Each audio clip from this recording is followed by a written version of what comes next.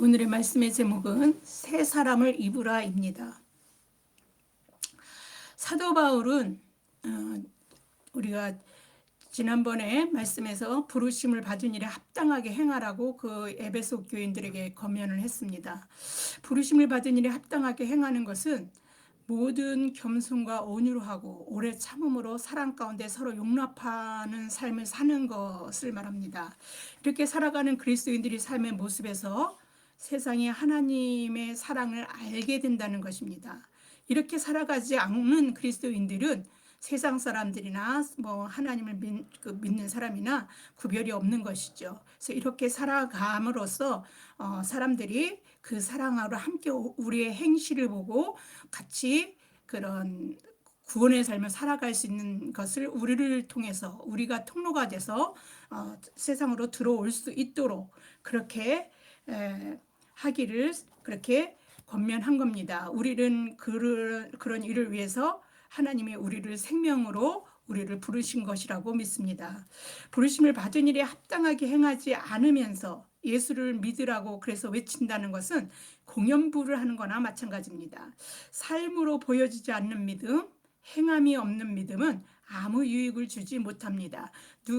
어떤 사람에게도 아무 영향력 무익하기 때문에 선한 영향력 이런 것들이 그들에게 미쳐지지 않습니다.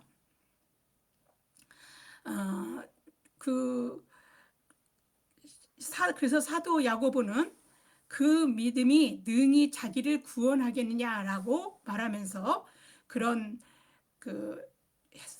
행함이 없는 믿음을 가지고 자기조차도 구원하지 못하는 믿음이라고 그렇게 얘기합니다. 그리고 그런 믿음은 유익이 없는 무익한 믿음이라고 이야기합니다. 야고보서 2장 14절에서 16절 말씀을 보겠습니다. 내 형제들아, 만일 사람이 믿음이 있노라 하고 행함이 없으면 무슨 유익이 있으리요? 그 믿음이 능히 자기를 구원하겠느냐? 만일 형제나 자매가 헐벗고 일용할 양식이 없는데 너희 중에 누구든지 그에게 이르되 평안히 가라, 덥게 하라, 배부르게 하라 하며 그 몸에 쓸 것을 주지 아니하면 무슨 유익이 있으리요? 네. 당연히 구원은 믿음으로 받는 것입니다.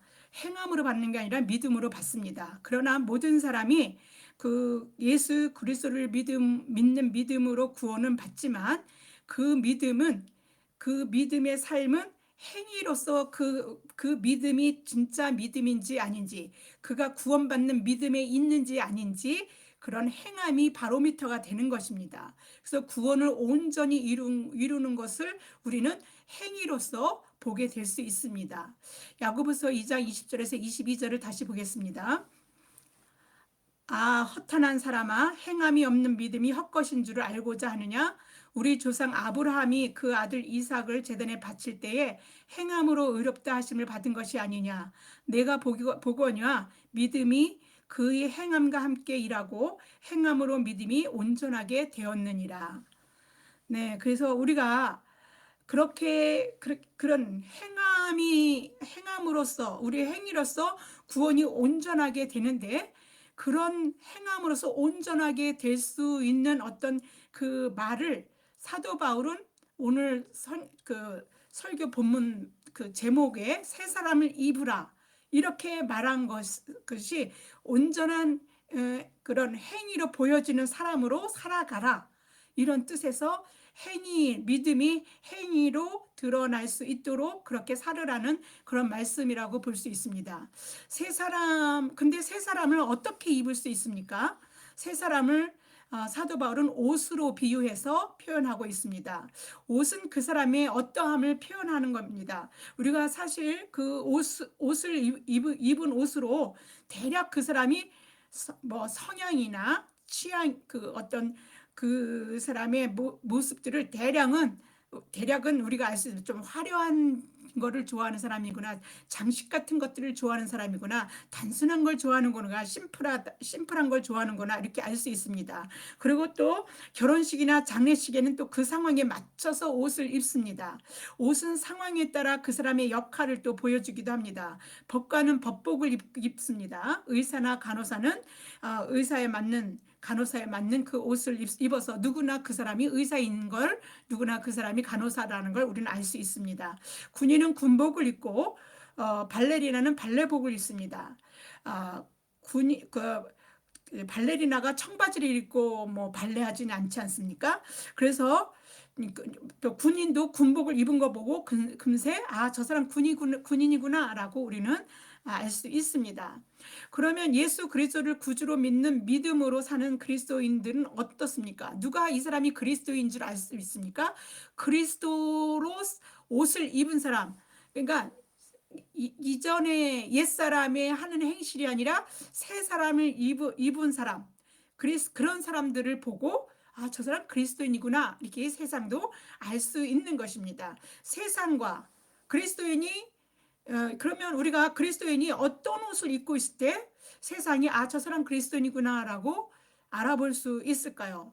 사도 바울은 그것을 의와 진리의 거룩함으로 지은 새 사람을 입으라고 합니다. 옷이 어떤 새 사람이라는 옷은 의와 진리와 거룩함으로 지어진 옷입니다.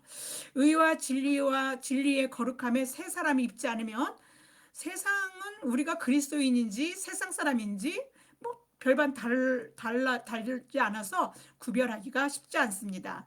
세상과 구별되는 삶이 거룩입니다. 거룩이라는 말은 그런 구별이라는 의미가 들어 있습니다. 그래서 하나님을 믿는 사람과 아닌 사람의 구별함, 그래서 거룩한 삶이 우리는 필요한데 세상 사람들인 자신들과 세상 사람들이 구별하지 못한다는 것은 내가 거룩하니 너희도 거룩하라라고 하나님의 백성들에게 명령하셨거든요. 세상과 구별되게 살아야 된다라고. 근데 그 명령을 어기고 사는 겁니다. 하나님의 말씀을 어기고 사는 것이죠. 그러면 우리가 어떻게 하는 것이 의와 진리의 거룩함으로 지은 새 사람을 입는 것입니까? 에베소서 4장 22절에서 24절을 보겠습니다. 너희는 유혹의 욕심을 따라 썩어져가는 구습을 따르는 옛사람을 벗어버리고 오직 너희의 심령이 새롭게 되어 하나님을 따라 의와 진리의 거룩함으로 지으심을 받은 새 사람을 입으라. 유혹의 욕심을 따라 썩어져가는 구습을 따랐던 그 사람을 벗어버려야 된다는 것입니다. 옛사람은요, 그러니까 육신 따라 사는 것입니다. 육신의 욕심을 따라. 그런 것들은 어떤 것입니까? 여기서는 썩어져 가는 거라는 거예요. 부패하고 썩는 거라는 겁니다. 그런 것들은 생명으로 다시 태어나거나 이럴 수 있는 게 아니라 그냥 썩어져 없어지는 것입니다. 그런 욕심을 무한히 따라가면서 그렇게 살아가는 걸 하나님을 알지 못하게 때는 그게 지금 우리가 하나님을 따라 새 사람을 입었다면 그건 구습입니다. 옛날에 따랐던 일이죠. 그런 구습을 따랐던 그 자를 벗어버려야 한다는 것입니다. 사도 바울은 에베소 교인들을 향해서 옛사람으로 표현되는 육체의 욕심을 따라 살던 모든 가치와 신념, 그 가치와 신념에 따라 우리는 행동하고 살아가지 않습니까? 그 물질적인 것이 너무 중요한 사람이면 그 물질의 가치에 따라 자기 인생을 걸고 살아갑니다. 사랑이 그 인생의 최고의 가치면 그 사랑이면 사랑에 목숨을 걸고 그 사랑을 위해서 무엇이나 하려고 할 겁니다. 이렇게 가치와 신념에 따라 그걸 바탕으로 해서 습성이 붙은 행동들, 이런 것들이 그 옛사람입니다. 그런 행동들, 그런 걸로 고질화되고 고착화되고, 그래서 저도 그 옛날에 그 옛사람이요, 버려야 되는데 버리지 못하고 여전히 다시 살아날 때가 많습니다. 그래서 다시 도로 입은 거죠. 그러니까 옛사람을 벗기만 하면 안 됩니다. 버려야 되는데 버리지 못할 때가 너무도 많습니다. 그래서 사도 바울은 다 벗어버려라. 그래서 옛사람을 벗어라 이러지 않으시고 벗어 버려라 이렇게 말합니다. 에베소 교인들은 사도 바울로부터 이 복음을 듣고 가르침을 받아서 구원의 삶을 살았습니다. 그래서 복음을 듣고 그가 가르치는 그 복음에 관한 그 가르침을 받아서 구원의 삶을 산다는 것은 그 이전의 삶을 벗어 버리는 건데, 그런데 그런 것들을 가르쳐 줬겠죠. 그러한 그런 가치는 썩어지고 없어지고 부패한 가치다. 이렇게 부패하는 가치다. 이렇게 알려줬을 텐데, 이러한 가치들을 이전에 그들의 삶의 옛사람이라는 것이 어떠한 모습이었길래 그러한 모습들을 가지고 옛사람을 벗어버리라고 이야기하면서 그리스도로 새 사람을 입어야 한다라고 그렇게 사도 바울은 이야기하고 있을까요? 왜냐하면 그들의 삶의 과거의 모습들이 그러니까 예수 그리스도를 믿고도 여전히 거기에 머물 때가 많이 있기 때문에, 그게 예수 믿는 삶 속에서도 여전히 그냥 그렇게 살아도 되는 거로 그렇게 이 습성화 붙어 있어서 금방 떼어내지 못해서 그렇게 살아갈 때가 많이 있거든요.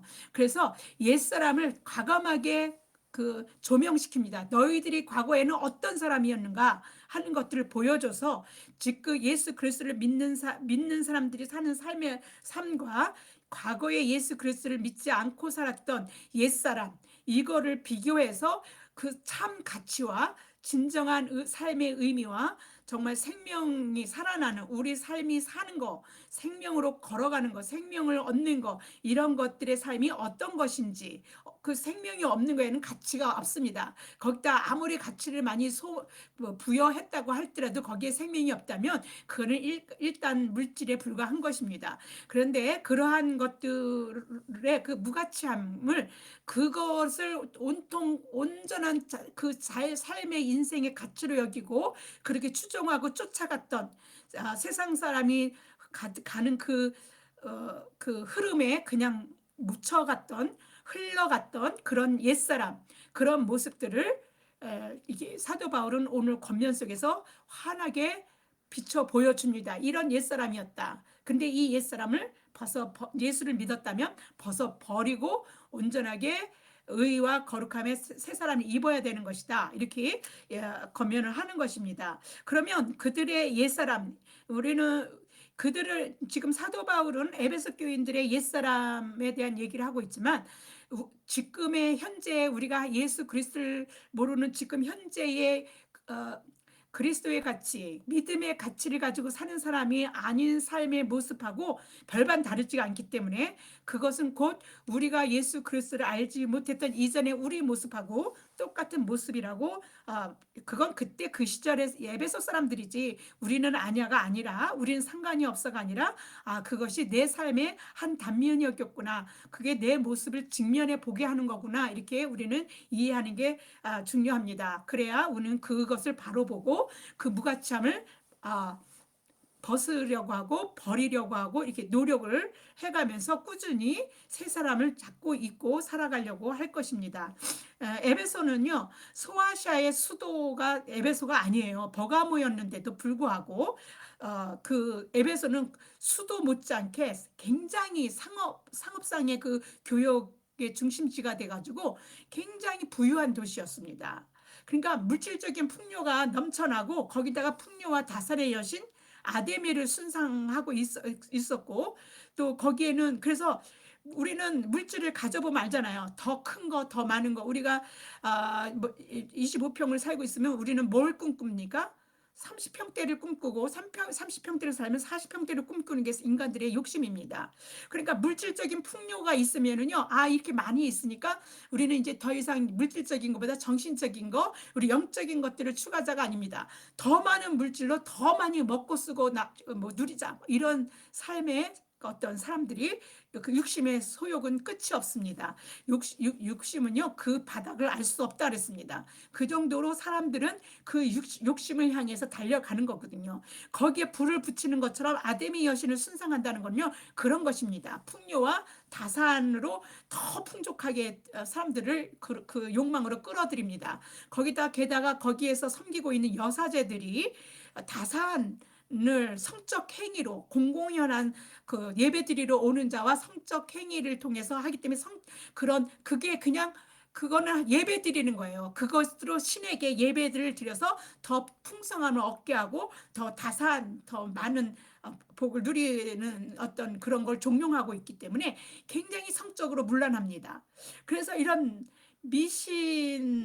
미신에 아주 횡행하고 성적 문란함, 그다음에 황제 거기에다가 그런 신만 그러니까 로마의 어떤 신들은 그런 한 신이 아니라 황제 신도 모시고 있습니다. 황제도 숭배하고 거기다가 여러 가지 그래서 로마의 신들을 잡다한 신들을 그 나름대로의 도시의 특성에 맞게 이게 숭배하고 있기 때문에 굉장히 우상 숭배가 아주 만연해 있는 혼탁한 그런 도시입니다. 겉으로 보기에는 물질적으로 부족함이 없습니다.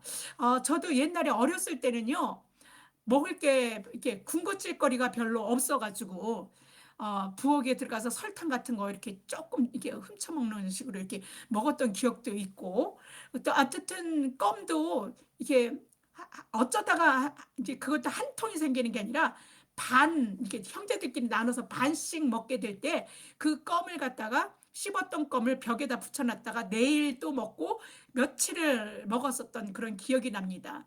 그러니까 그렇게 이렇게 그 물질적으로 이렇게 풍성하지 못한 그런 아주 어려웠던 어린 시절을 이렇게 보냅니다. 근데 이렇게 그럴 때는 이게 어려운, 물질적으로는 어렵지만 오히려 그럴 때가 굉장히 더 순수했었던 것 같습니다. 그럴 때는 더, 그 선함, 어떤 도덕적, 윤리적인 어떤 그런 기염 속에서 어떤 살아가는 것들이 굉장히 이게 쉬워요. 그런데 이게 물질적으로, 영적으로 막 이렇게 혼탁해가서 막 탁한 이런 세대. 그런데 요즘에 그런 시대 아닙니까? 그렇게 살았던 시대인데 지금은 우리가 물질적으로 어려움이 있습니까? 물질적인 어려움이 거의 없어요. 어, 우리는 새끼 먹는 게 힘들어서 한 끼는 국수를 먹는다든지 새끼 전체를 이제 그 밀가루 음식으로 먹어서 국수가 질렸던 그런 때도 있었습니다. 그래도 그거는 또 풍요로운 거였어요. 더 이렇게 새끼를 다 못 먹어서 두 끼만 먹어야 되는 사람도 있었고 하루에 한 끼 먹어야 되는 사람들도 우리 어렸을 때는 무기 많았습니다. 그런데 그랬던 그런 시절을 생각해 보면 지금은 너무 풍요로운 세대예요.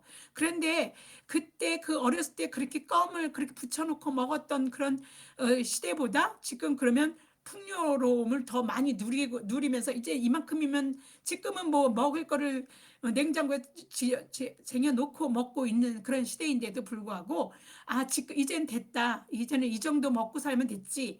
이럽니까 우리가? 전혀 그러지 않습니다. 사람의 욕심은 끝이 없기 때문에 풍요로운 것들에 대한 건 더 풍요로움을 치닫게 만듭니다. 사람들을.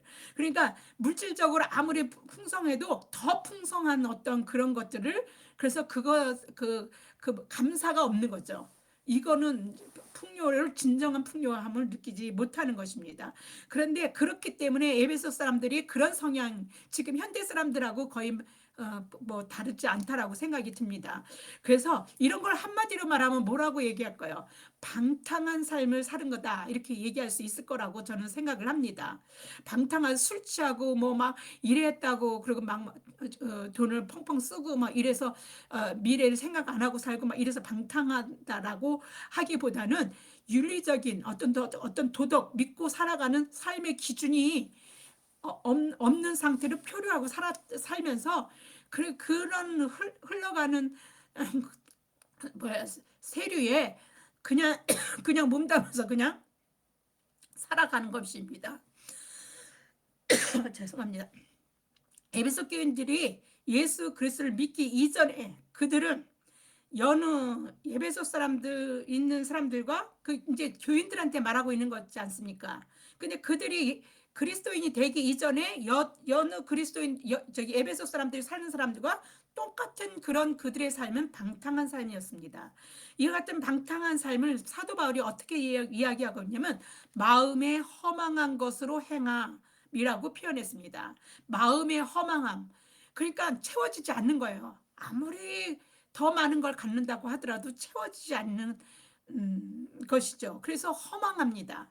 그래서 아무리 다 가지고 있더라도 이거 사람 마음은요, 우리의 영혼, 우리의 마음 이런 것들은요, 물질로 다 채우지만 잠시의 어떤 기쁨과 만족은 있을지 모르지만 결국에는 그것을 가졌어도 허망해요. 왜냐하면 더 갖는 것, 그래서 이게 만족이 없으니까 더 가져야 된다는 것들. 그래서 계속 그 끝은 허망함입니다. 그 세상적인 것들을 다 가져본 대표적인 사람이 솔로몬 왕입니다. 그는요, 저는 늘 하나님 앞에 기도할 때 내 모습을 보면은요, 저는 하나님 앞에, 그러니까 내세울 게 아무것도 없어요. 그러니까 구원받을 어떤 조건이 하나도 없는 것 같아요.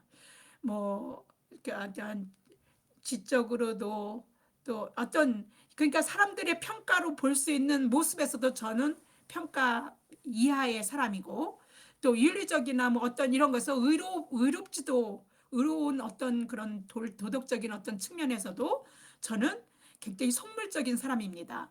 또 그래서 그러한 여러 가지 기준으로 했을 때 또 어떤 그러면 차라리 외모적으로 또 사람들을 보기에 좀 자랑할 만한 예쁘냐 뭐 그런 것도 아니고 날씬하냐 뭐 이런 것도 아니고 어떤 세상 사람들의 기준에서 봤을 때 그 기준에서 못 미치는 사람이라고 저는 제 자신이 저를 항상 하나님 앞에 항상 그럽니다. 근데 어떻게 이렇게 아무것도 아닌 것 같은 나한테 이렇게 은혜를 베푸셨습니까가 제 하나님 앞에 하는 질문입니다.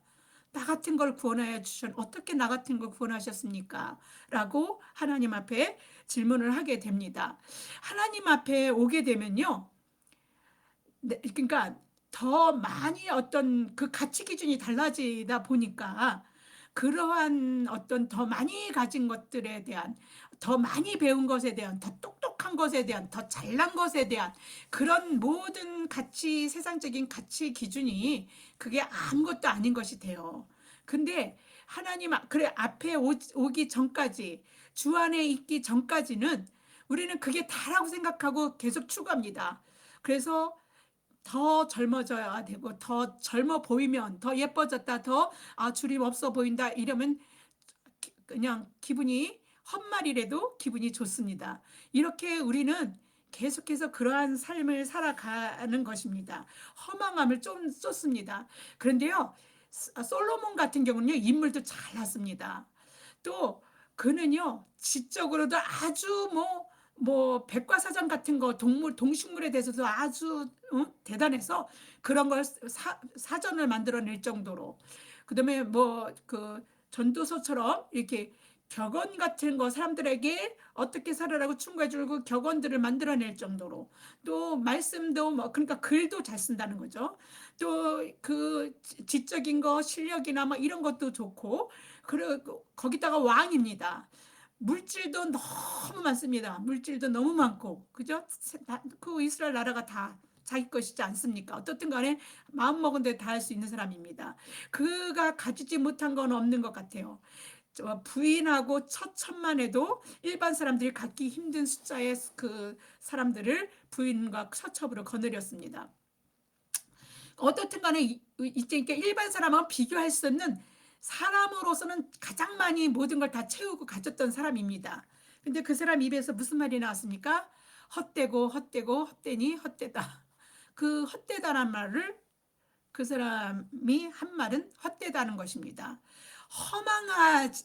아무리 채워도 허망한 것입니다.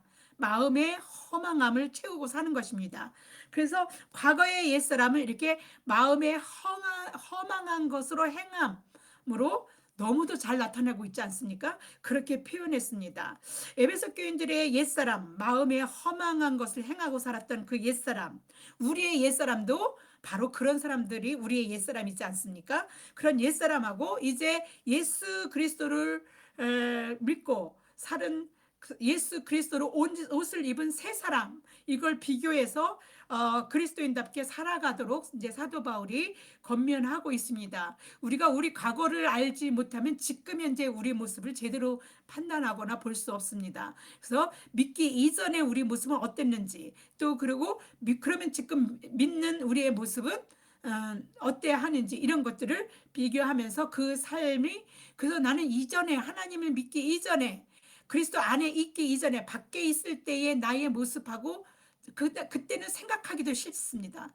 지금은 너무도 충만한 가운데 있어서 이거를 뭐 어떻게 뭐 이거는 뭐 말로 표현할 수 없습니다. 어떻게 나 같은 것을 이렇게 하나님 구원하셨습니까? 내가 어떻게 하나님을 믿고 살 수 있게 이렇게 하셨습니까? 어떻게 이렇게 하나님 말씀을 나는 그래서 하나님 말씀을 제대로 좀 알고 싶었는데, 남에게 알려주는 말씀을 전하는 목사가 되기 이전에 내가 하나님을 말씀에 너무 알고 싶어서 이렇게 목사가 됐다라고 볼 수 있습니다. 내가 그걸 소원했기 때문에 하나님이 목사가 되게 하신 것 같습니다. 그런데 그게 이루어졌잖아요. 그래서 말씀을 잘 알게 됐잖아요. 더 부러운 게 없습니다. 내가 며칠 전에 이제 언니 이렇게랑 동생이랑 이렇게 모임을 가졌는데, 물질적으로는요, 어떻게 저렇게 많이 돈을 벌 수 있을까? 뭐 어떻게 저런 차를 타고 있어요. 제네시스라는 차를 언니가 신차를 뽑았는데, 나는 이 나이에 나 같으면 그냥 이제 운전할 때까지 있는 차 그냥 몰다가 그냥 끝내야 되겠다 그랬는데, 나보다 언니니까 나이가 2살이나 더 많은데 제네시스 차를 산 거예요. 7천 몇백만 원짜리. 그래서 근데 뭐 한 달에 150을 부어가면서 그 150을 수입을 가지고 하루하루를 그 뭐 그렇게 살아가는 사람에게 그 차값으로 150을 물어가면서 산다고 하니까 그만한 능력이 있으니까 그렇게 하겠죠. 그러니까 그런데 그게 하나도, 차도 엄청 좋더라고요. 뭐 화면이고 뭐고 뭐, 근데 이게 그 차를 몰고 다니면서요, 돈을 그 거리에다 뿌리는 거래, 기름값이. 근데 저는요, QM3는요, 차 기름 냄새만 맡아도 가는 차라고 사람들이 그럽니다. 그래서 세종시에 사는 우리 딸한테 가도요, 그 칸수로 하면 한 칸만 줄어듭니다. 갈 때 한 칸, 올 때 한 칸. 그러니까 그렇게 부담이 없어요. 근데 그 차를 만약에 제네시스를 가지고 있다면 몰고 다니지 못할 것 같습니다. 저걸 끌고 나가면 가는 데다가 돈을 그냥 거리에다 뿌려야 되니까. 저는 그런 돈도 없지만 그 하나도 안 부러운 거예요. 그러게 그냥 그렇구나, 언니의 가치나 삶은 그런 거니까 그렇고, 나는 내 삶의 가치는 그게 하나도 부럽지 않고, 그렇구나. 근데 거기에는 생명이 없어요. 그런 거 줄이고 늘린다고 하더라도. 그리고 이제 70이 넘은 사람이 그 지금 새 차를 사가지고, 그거는 좀, 나는 그냥 내 속으로는 그냥, 좋겠다, 이제 그렇게 얘기는 했지만, 그거는 좀 아닌가? 이렇게, 그건 뭐 내 주관적인 생각이니까. 또 언니는 언니가 삶에 살아왔던 어떤 그런 가치에 있어서 그것이 중요했기 때문에 그렇게 했지만, 그런 것이 단지 그게 나쁘다 좋다라기보다 나는 그게 부럽지 않았다는 뜻입니다. 그것이 그 허망하는 거, 그냥 그래봤자 뭐가 있을까라는 생각을 하고, 우리 영과 마음의 어떤 충만한 은혜를 누릴 수가 있을까? 이런 생각이 좀 들었던 것입니다. 그래서 이렇게 그 에베소에게 이제 그 허망한 거, 그런 것들을 이제부터는 하지 마라, 이렇게 권면을 하는데, 사도 바울이 에베소서 4장 17절에서 그 말을 합니다. 보겠습니다. 그러므로 내가 이것을 말하며 주 안에서 증언하노니, 이제부터는 너희는 이방인이 그 마음에 허망한 것을 행함같이 행하지 말라.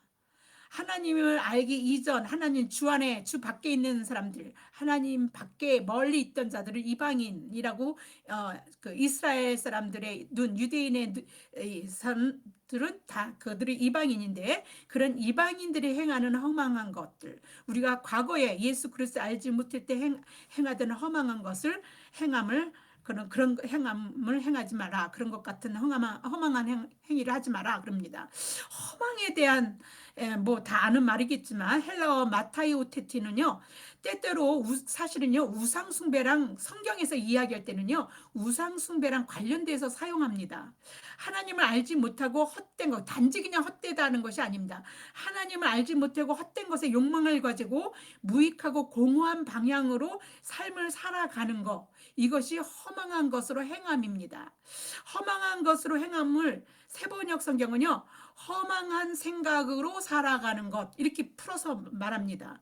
그래서 좀 더 이해하기가 좀 쉽죠. 허망한 것으로 행함보다는 허망한 생각을 가지고 살아간다라는 말이 조금 더 쉬운 것 같습니다.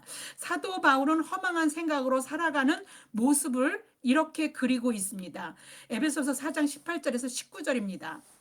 그들의 총명이 어두워지고 그들 가운데 있는 무지함과 그들의 마음이 굳어짐으로 말미암아 하나님의 생명에서 떠나 있더라. 생명에서 떠나 있는 겁니다. 거기에는요, 끝이 사망이에요. 그죠? 하나님의 생명, 하나님이 주시는 생명, 진짜 사는 것 삶이 그 속에 생명이 없다는 겁니다. 그래서 그걸 뭐가 되냐면 감각 없는 자라고 표현합니다. 그들이 감각 없는 자가 되어 자신을 방탕에 방임하여, 그게 방탕인지도 모르고 그렇게 살아가는 것이 좋으라고 생각하고 그냥 놔둬버리는 거예요. 방임하는 거죠. 그런 행위에서 그만둬야 되겠다 이런 생각을 하지 않습니다. 모든 더러운 것을 욕심으로 행하되, 그것이 그러니까 자기 욕심을 채우기 위해서는 그 더럽다라고 하는 거는 윤리적인 어떤 것들, 그런 것들에서 좀 도덕적이고 윤리적인 것들, 그런 것을 하면 안 되는 일들 같은 것들도 욕심으로 그냥 다 행하면서 사는 겁니다. 남은 어떻든 상관없이 나만 그렇게 되면 된다라는 생각으로 사는 것이죠. 총명이 어두워졌다는 것은요, 진리를 인식할 수 없는 있는 능력이 없어졌다는 거예요. 상실되었다는 것입니다. 진리는요, 뭡니까? 우리의 삶을 올바른 방향으로 이끌어가는 것이 진리입니다. 그러나 진리가 상실된 그 총명이 어두워진 사람들은요, 삶의 방향성을 그래서 알지 못합니다. 그것이 옳은 방향인지 아닌지, 이게 생명이 사는 방향인지 죽는 방향인지도 모르고 그냥 즐길 수 있고 먹을 수 있고 즐길 수 있고 내 풍요, 내 욕심을 채울 수 있으면 만족하는 것이죠.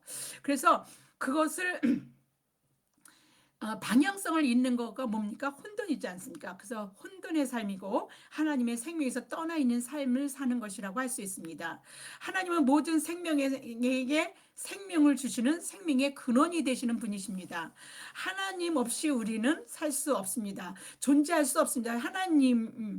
우리가 존재한다는 것 자체가 하나님이 계신 것입니다. 나를 존재하게 하신 분이 하나님이시기 때문에 하나님의 생명을 세상에 불어넣지 않았던 세상의 모습을 어떻게 말합니까? 창세기 우리는 잘 알고 있습니다. 1장 2절에서 땅이 혼돈하고 공허하며 흑암이 깊음 위에 있고, 혼돈, 공허, 흑암, 이러한 걸로 특징 지어져 있는 것이 바로 진리를 알지 못하고 하나님 생명을 불어 우리 가운데 생명을 우리가 살 수 있도록, 하나님을 믿고 하나님 백성이 돼서 생명 살 수 있도록 이렇게 불어넣기 이전에 우리의 모습들이 그런 모습이라는 것입니다. 우리를 살게 하는 것이 하나님이십니다. 우상은 조금도 우리를 살게 할 수 없습니다. 그런데 우상이 살게 한다라고 생각합니다. 우상이 전지전능한 것처럼 모든 걸 다 알고 있는 것처럼 가서 우상들에게 복을 빌고 우상들에게 점을 치고 이렇게 하면서 자기의 미래, 혼돈하고 어둠 속에 있는 미래를 좀 보고 싶어 하는 사람들이 있습니다. 그러나 이러한 것 착각입니다. 이 우상들은 이런 흔한 착각 속에 모든 사람들이 살고 있어요. 생명이 없는 우상을 숭배하는 삶은요, 이처럼 아무런 생명력에 어떤 작용도 하지 못하는 무능력한 존재에 의존하고 살아가는 무익하고 허망한 삶인 것입니다. 이거를요, 하박국 선지자가 우상에 대해서 이렇게 아주 신랄하게 말하는 말씀이 있습니다. 하박국 2장 18절에서 19절입니다. 새긴 우상은, 새겼다는 건 사람이 만들었다는 거죠. 새긴 우상은 그 새겨 만든 자에게 무엇이 유익하겠느냐. 부어 만든 우상은, 부어서 또 틀을 어때 만들어 놓고 부어서 우상을 만들기도 하겠죠. 그럼 부어 만든 우상은 거짓 스승이라. 만든 자가 이 말하지 못하는 우상을 의지하니 무엇이 유익하겠느냐. 지가 만들어 놓고 지가 신이라고. 그게 얼마나 그거 허망한 일입니까? 말도 안 되는 일을 그러면서 그걸 신으로 나무에게 깨라 하며 말하지. 그러니까 그런 거는 그냥 나무에 불과한 거잖아요. 나무에게 깨라 하며 말하지 못하는 돌에게 일어나라 하는 자에게 화 있을지. 이런 우상들은 다 나무나 돌이나 뭐 이런 걸 깎아서 만들고 나무를 깎아서 만들고 부어 만들고 이런 거지 않습니까? 그런 자들에게 화 있을진저 그것이 교훈을 베풀겠느냐? 그 한마디도 교훈을 베풀지 못한다는 거죠. 보라 이는 금과 음으로 입힌 것인즉 그 속에는 생기가 도무지 없느니라. 네, 아주야 우상이 어떤 모습인지를 아주 절실하게 이게 제대로 아주 환하게 이렇게 보여주는 거 있죠. 위압감을 느낄 정도로 큰 아데미 신상은요 화려하게 금칠을 해서 아주 위용이 돋보입니다. 거기 가면 위압감을 느끼죠. 우리가 제가 이제 그 터키, 그리스 이쪽에 갔다 왔는데 거기에 보면 이제 신상들 이렇게 있었던 곳, 신전 이런 데 가보면요. 그냥 신이 없는 신전만 봐도 어마어마하더라, 대단하더라고요. 그런데 거기다가 금칠까지 하고, 사람의 그, 몇 배나 되는 그런 큰 신을 갖다 거기다 모시고 있는데 거기다 금칠까지 해놨어요. 그러면 보십시오. 그냥 보기만 해도 그냥 사람이 입을 다물지 못하고 거기에 위압감을 느끼게 되어 있겠지요.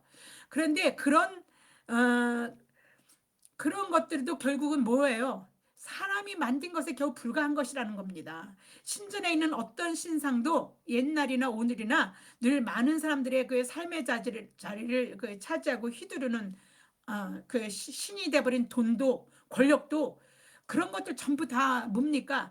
특징이 뭡니까? 거기 안에는 생명이 없습니다. 생명을 조금도 살거나 없게 할 수 없습니다. 그런데 이교도들이 하나님의 생명에서 떠나 있게 된 원인이 사도 바울은 왜 그러냐면 그들이 왜 그렇게 그런 생명도 없는 것에 이렇게 살게 됐냐? 무지함과 마음이 굳어짐 때문이라고 이렇게 말합니다. 무지는요, 선천적인 죄에 대한 무지입니다. 그러니까 무지가 지식적으로 뭘 모른다는 무지가 아니라 선천적으로 죄에 대한 무지로 인해서 이렇게 그런 게 맞다라고 얘기합니다. 그 사도 바울은 죄의 싹은 사망이라고 말했습니다. 인생이 죄로 인하여 죽을 수밖에 없는 존재라는 사실을 알지 못할 정도로가 아니라 그러한 인식 자체가 그들에게는 없습니다. 그래서 우리는 내가 의인이라고 나는 그러니까 죄를 어떤 사회적인 사람과의 관계 속에서 누구에게 해를 끼치지 않은 것 때문에 죄가 없다라고 말하는 건요. 그는 죄에 대한 인식을 하지 못하고 있는 것이기 때문에 굉장히 이거는 무지함이라고 볼 수 있습니다. 죄에 민감해야 됩니다. 우리가 죄의 영향력 속에서 살아갈 수밖에 없는 존재구나. 우리가 죽을 수밖에 없는 존재구나. 이런 인생이 죄로 인하여 죽을 수밖에 없는 존재. 이러한 것들을 인식하고 살아가는 그것이 무지함에서 깨우치는 우리를 제대로 인식하는 겁니다. 인간이 어떤 존재라는 사실을 이렇게 인식하는 것입니다. 근데 그런 것 자체가 아예 죄 자체를 갖다 인식하지 못합니다. 그런 것 생각이 없습니다. 그렇기 때문에 그런 사람들에게 죄의 값을 속량하시려고 독생자를 하나님이 이 세상에 보냈다. 그래서 그런 하나님이 사랑이시다. 이렇게 말하는 말을 이해할 수가 없습니다. 우리가 도대체 무슨 죄를 했다는 거야? 뭐 이렇게 얘기하기 때문에. 그 하나님의 사랑이시라는 것을 전혀 깨달을 수 없습니다. 하나님 이해할 수도 없고. 죄의 값을 십자가의 죽으심으로 치르시고 인생들을 사망에서 생명으로 옮기신 예수 그리스도. 그분을 믿어야 가는 우리의 영생의 길, 그 구원의 길, 이걸 길이요 진리가 되고 생명. 그래서 우리가 사는 길, 그것이 진리인 거. 그래서 길이요 진리요 생명이신 예수 그리스도 그분이 그냥 인간으로 와갖고 뭐 죽고 뭐 조금 뭐 좀 기적을 일으키긴 했지만 뭐 그가 뭐 그렇게 그 시대의 어떤 권력들 그 시대 실세들에게 밀려서 결국은 죽은 거 아닌가 뭐 이렇게 하고서 그냥 끝나버리면 뭐 그렇게 끝나서 그런 식으로 그냥 예수를 이 위인 정도로만 생각하는 사람들에게는 그들에게는 구원도 생명도 진리도 그 안에는 없는 것입니다. 그들 안에는 여전히 흑암과 혼돈과 그다음에 그런 그 방황적인 어떤 삶 이런 것들만 그들에게 있는 것입니다. 방황이 꼭 이렇게 막 그러니까 영적으로 우리가 이게 정신적으로 영적인 것들 내면적으로 오는 방황 겉으로 드러난 허랑방탕한 생활의 방황만 방황을 하고 생각하시면 오해입니다. 우리 안에 영적으로 우리가 붙들고 살아갈 수 있는 어떤 기준이 없기 때문에 늘 만족이 없고 흔들리고 살아가는 인생들을 얘기하는 것입니다. 아, 하나님은 그렇게 우리를 사망에서 생명으로 옮기시는 일을 위해서 예수 그리스도를 이 세상에 보내신 거, 구원하시는 일, 이것이 하나님의 크신 경륜입니다. 그 하나님의 크신 경륜으로 이루신 일입니다. 이 복음의 말씀, 이 하나님을 전하려 해도 이것을 우리는 예수 그리스도를 알기 때문에 이것을 전하려고 해도 이런 죄나 이런 것들을 알지 못하는 사람들은 마음이 굳어져 듣지 않습니다. 마음이 굳어짐에 대해서 굳어짐에 해당하는 헬라어 포르시는요, 돌같이 딱딱한 상태를 묘사한 것입니다. 마음이 굳어진 상태로 사는 사람들하고는요, 이야기를 해도 답답합니다. 고구마를 갖다가 막, 반고구마 그냥 물도 없이 그냥 막 퍽퍽한 걸 그냥 몇 개를 먹은 것만큼 그 속이 그냥 답답한 어떤 그런 상태, 그런 것입니다. 생명도 없고 딱딱한. 그래서 무지와 이게 영적 사망 상태에 있는 사람들 안에서 볼 수 있는 모습입니다. 무지와 마음의 굳어짐은요, 하나님의 생명에서 떠나 있다는 그 사실조차 깨닫지 못합니다. 그냥 그들이 육신적으로 살아가고 있고 생각하고 살고 있으면 그냥 그게 사는 거지, 무슨 뭐 영적인 건 뭐야, 이렇게 그렇게 얘기합니다. 그러나 그들은 분명합니다. 영적인 사망 상태에 있는 것입니다. 존 스토트 목사는 이렇게 말합니다. 마음의 굳어짐은 먼저 정신의 어두움으로. 이걸 이제 이렇게 왜 존 스토트가 말했냐면 그 사도 바울의 이야기를 이렇게 푸는 겁니다. 마음의 굳어짐은 먼저 정신의 어두움으로, 그 다음에는 하나님의 심판 아래에 있는 영혼의 죽음으로, 그리고 마지막으로는 삶의 무모함으로 이끈다. 사람들은 모든 감각을 잃어버렸기 때문에 모든 절제를 잃어버린다. 모든 절제를 잃어버린다. 그러니까 욕망의 끝이 없이 그냥 욕심에 따라 막 살아가는 것에 그런 제어함이 없이 살아가는 것이죠. 하나님이 생명에서 떠나 있는 사람들의 모습을 사도 바울은 이렇게 말합니다. 이제 세번역 성경으로 보겠습니다. 세번역 성경 에베소서 4장 19절입니다. 그들은 이제 이 말을 이제 지금 세번역 성경 에베소서 4장 19절의 말을 풀어서 존 스토트 목사가 조금 아까 이야기한 건데 그 말이 이런 말입니다. 그들은 이거는 이제 세번역 성경에 나온 말이니까 사도 바울이 한 말이죠. 그들은 수치의 감각을 잃고 자기들의 몸을 방탕에 내맡기고 탐욕을 부리며 모든 더러운 일을 합니다. 에베소 교인들은요, 이교들처럼 살지 말라고 권면합니다. 너네들도 그 전에 그렇게 살았어. 니네 눈에 보이는 그들이 너네들의 과거의 모습이야. 옛사람의 모습이야. 그러니까 이제 더 이상은 그렇게 이교들이 이전에 이교도들이었던 사람들처럼 그렇게 살지 말라고 얘기합니다.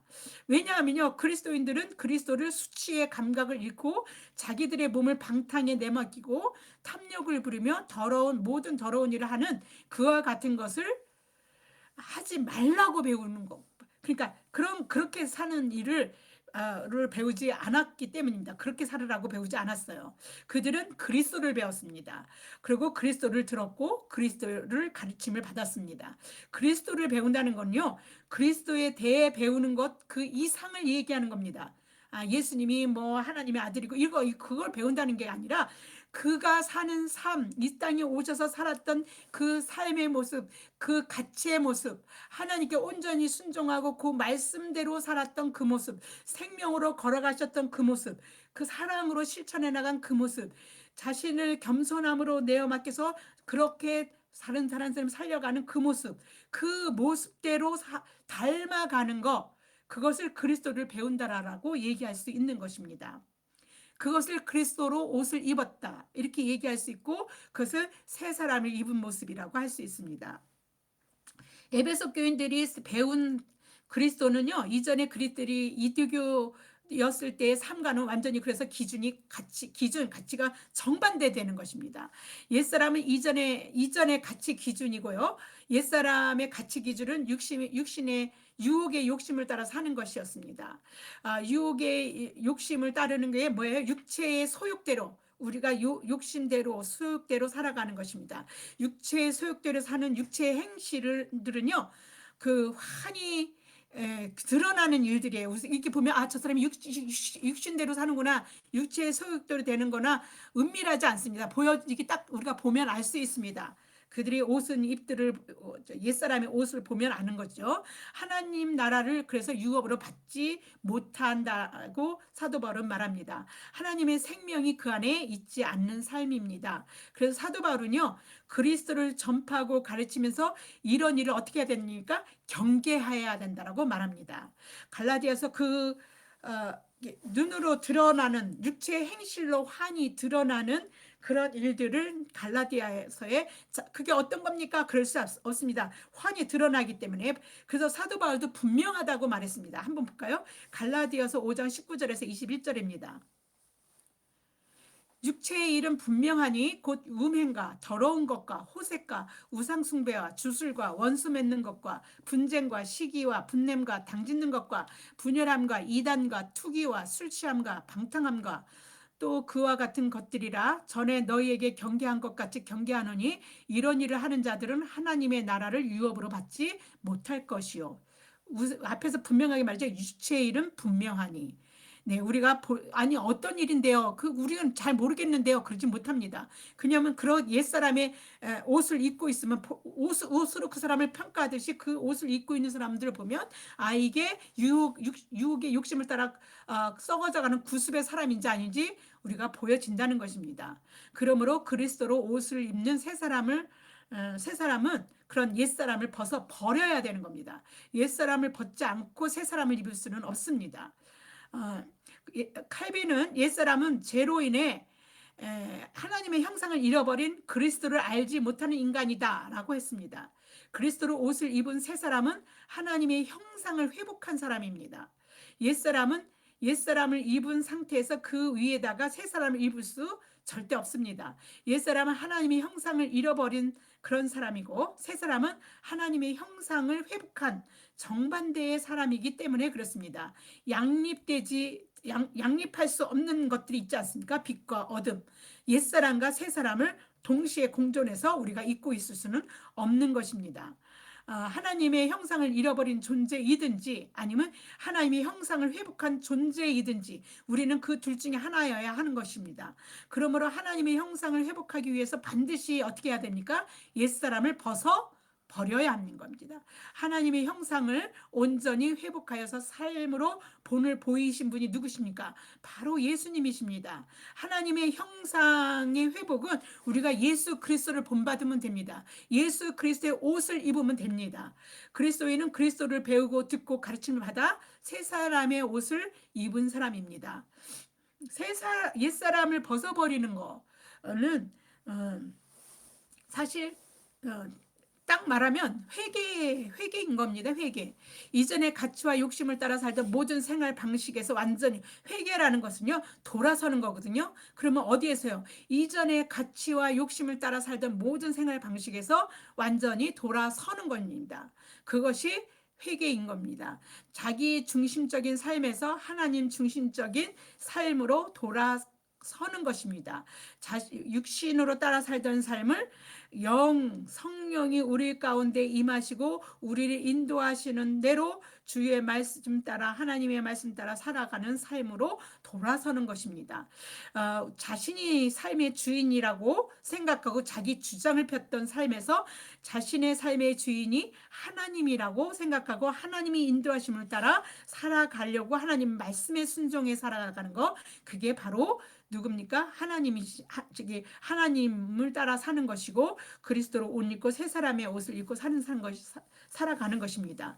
하나님께 온전하게 맡기고 순종의 본을 보인 분이 예수 그리스도이십니다. 예수님만큼 온전한 순종을 보인 사람은 없습니다. 왜냐하면 십자가에 달려 죽기까지 순종을 보이셨기 때문입니다.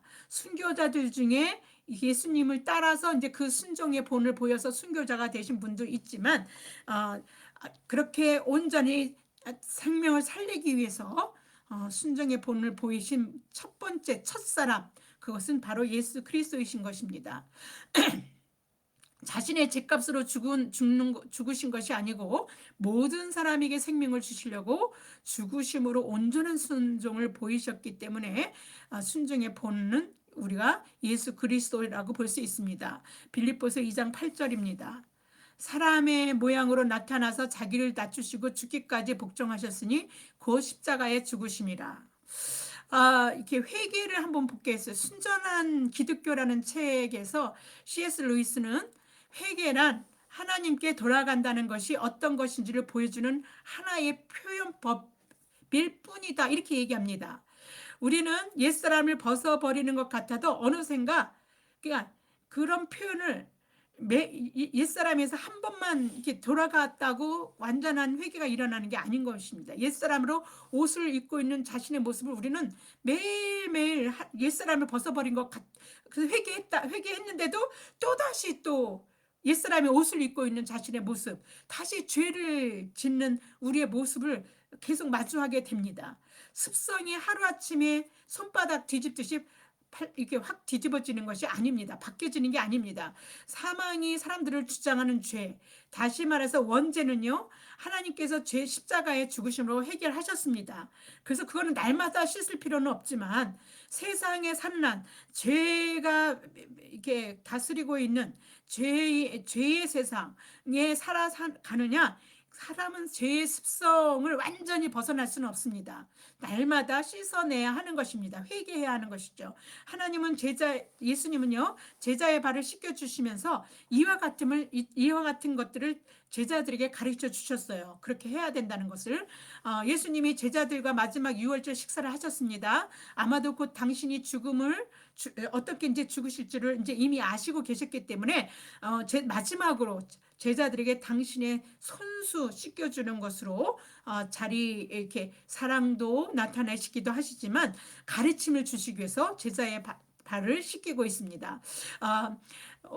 요한복음 13장 3절에서 5절입니다. 저녁 먹는 중 예수는 아버지께서 모든 것을 자기 손에 맡기신 것과 또 자기가 하나님께로부터 오셨다가 하나님께로 돌아가실 것을 아시고 저녁 잡수시던 자리에서 일어나 겉옷을 벗고 수건을 가져다가 허리에 두르시고 이에 대야에 물을 떠서 제자들의 발을 씻기시고 그 두르신 수건으로 닦기 시작하여. 발 씻기는 것은 원래 종이 하는 일입니다. 종이 주인에게 하는 일이에요.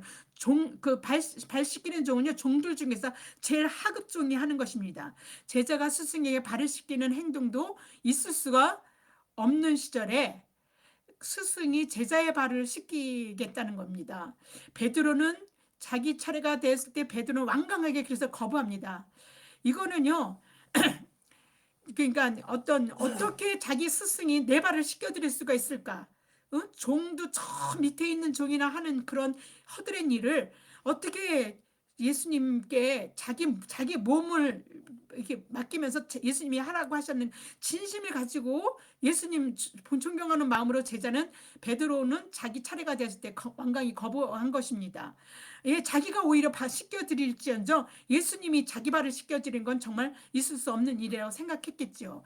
그것은 정말 예수님을 존경하고 사랑했기 때문에, 그렇게 따랐기 때문에 베드로의 진심이 담겼던 거부였을 겁니다. 그러나 베드로 그렇게 내 발은 절대로 씻지 못하시리라 이렇게 예수님에게 말씀했습니다.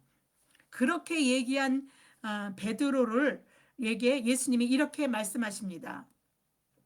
요한복음 13장 7절에서 8절입니다.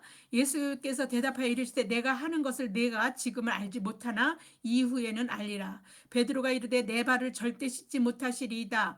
예수께서 대답하시되 내가 너를 씻어주지 아니하면 네가 나와 상관이 없느니라.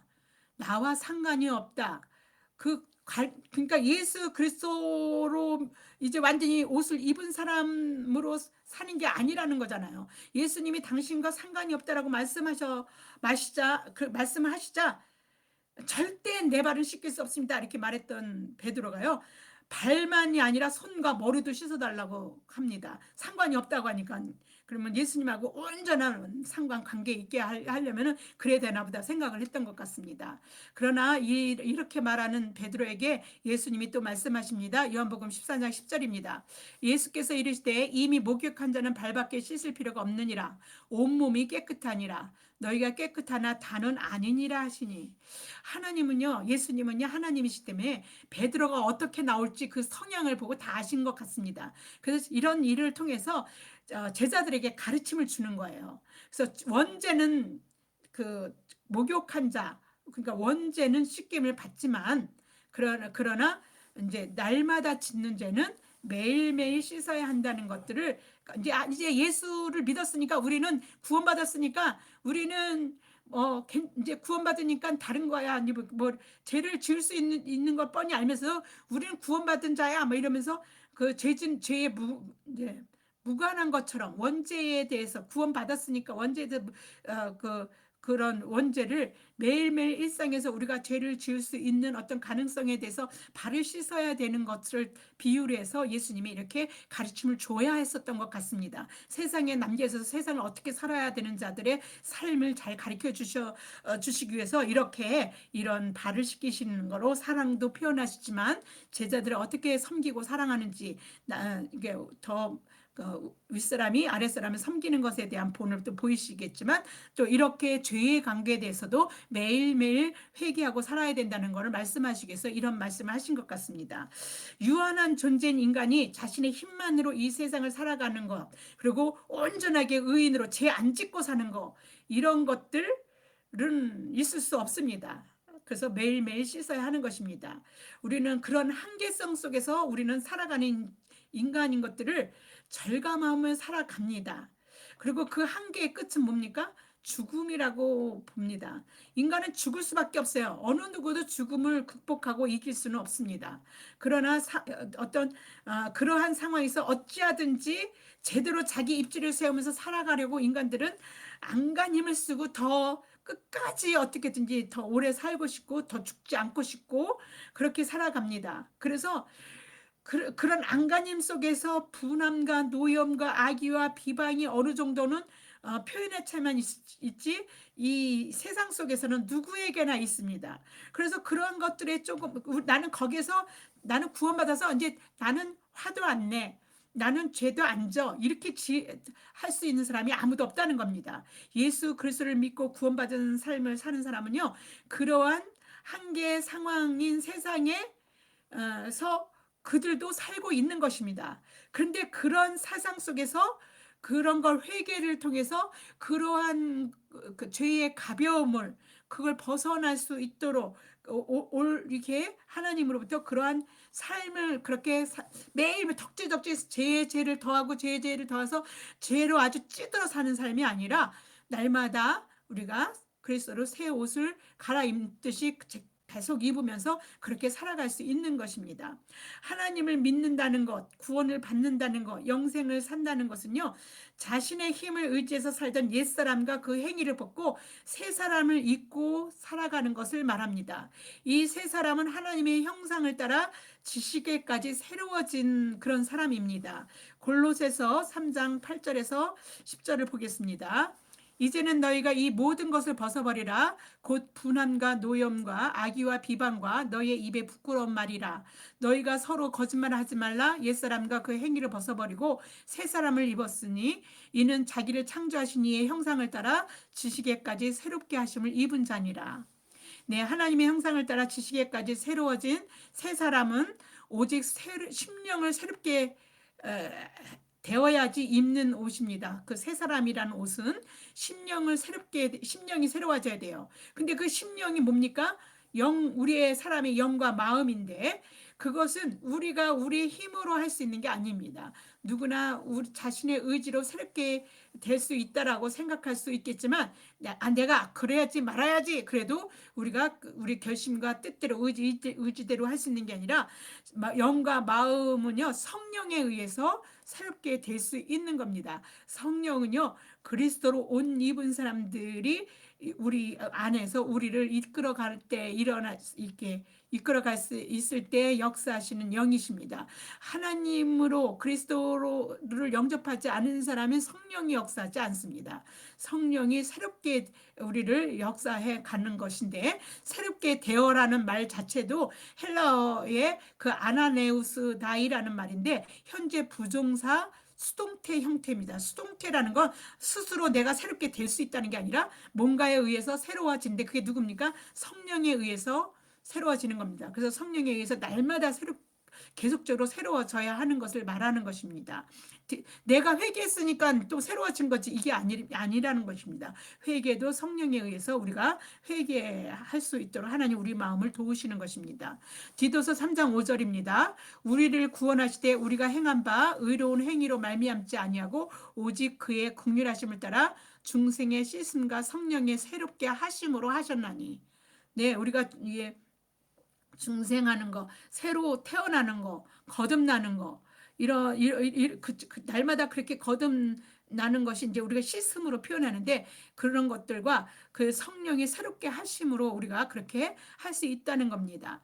사도 바울은 옛사람을 벗어버리라고 했지만, 우리가 옛사람을 벗는 것도 쉽지 않은데, 벗는 것도 습성에 붙어서 잘 안 벗겨지는데, 버리기까지 하라고 하는 것은 사실 쉽지 않은 겁니다.